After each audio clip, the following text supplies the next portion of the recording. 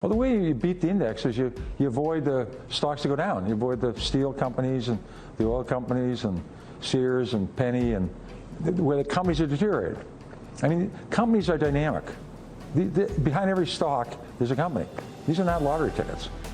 So you're trying to find the companies within the S&P 500 that are doing better.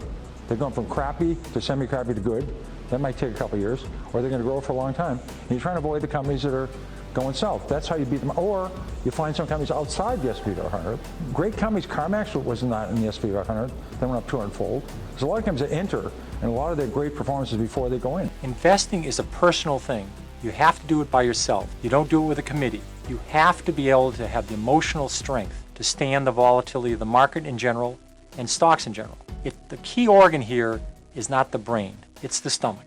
Do you have the stomach for this? Do you have the patience for it? You should be able to look in the mirror and say to myself, what am I going to do if the market goes down? The amateur investor probably can follow between 5 and 8 companies. They could lecture in these 5 or 8 companies. They know them very well. There's 10 to 15,000 public companies in the United States. There's lots more overseas. So you don't have to be experts on lots of companies. You just have to know a few very well. It's a lot of fun. It only takes a few hours a month. It's not a full-time job. I owned Dunkin' Donuts for 12 years. I think I might have talked to them once every year. The story didn't change a lot. You don't have to worry about low-cost imports coming from Korea when you own a donut company. You don't have to worry about the economy. You don't have to worry about somebody inventing a new computer chip. The story doesn't change that much. McDonald's earnings have gone up, I think, more than 80-fold over the last 30 years. The stock's gone up 100-fold. What made McDonald's earnings continue to grow? If they had just stuck with a cheap cheeseburger and a cheap hamburger at lunch, they probably would have run into earnings problems 10, 15 years ago. But they expanded their menu, they kept their costs low, they added breakfast, they went overseas. Every day they add 2 or 3 more restaurants. People thought there was no room for more McDonald's 5, 10, 15 years ago.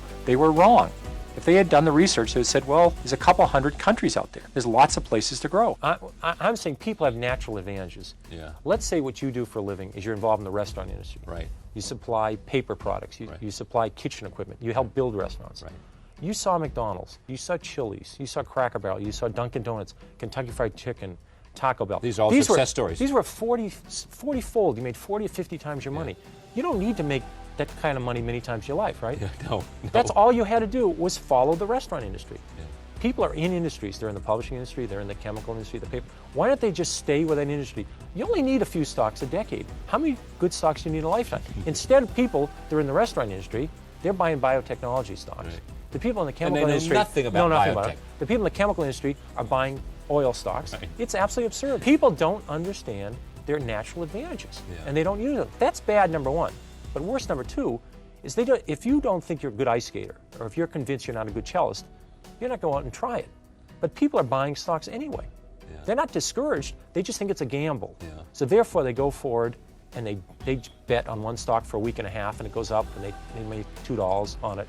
Then they sell it and they buy something else. When 3 years is over, all they've done is generate a lot of commissions. They've probably lost money. That's a mistake. So your advice is what? If you don't understand a company, if you can't explain it to a 10-year-old in 2 minutes or less, Yes. don't own it. Because when it goes down, let's say the stock goes down 2 points. You won't understand what's going on. What do you do? Do you buy more? Do you flip a coin? And chances are your broker doesn't either? He or she certainly doesn't know about it. I mean, who knows what all these things are with auto back planes and mega flops? Who knows what all these So buy what you know. Buy in your industry, buy what you know, buy local companies. Yeah, so suppose you don't have an industry. I mean, you don't really... You buy local companies, companies in your own industry. 10 years after Walmart went public, 10 years after Walmart. 10 years after it went public, it's a 25-year-old company now. Right. You could have bought the stock and made 50 times your money on it. 50 times. If you bought it 10 years after it was public already. Yeah. It already gone up 5-fold. So you could have made 250-fold. But I'm saying, let's say you were in a town, they came into it and they said, boy, these prices are great. They're doing terrific. I like the bargains. And you checked it out. You spent a little bit of work on it. Yeah. I mean, people are very careful. When they buy a dishwasher, they do some research. They'll put $10,000 in some stock they hear on a bus.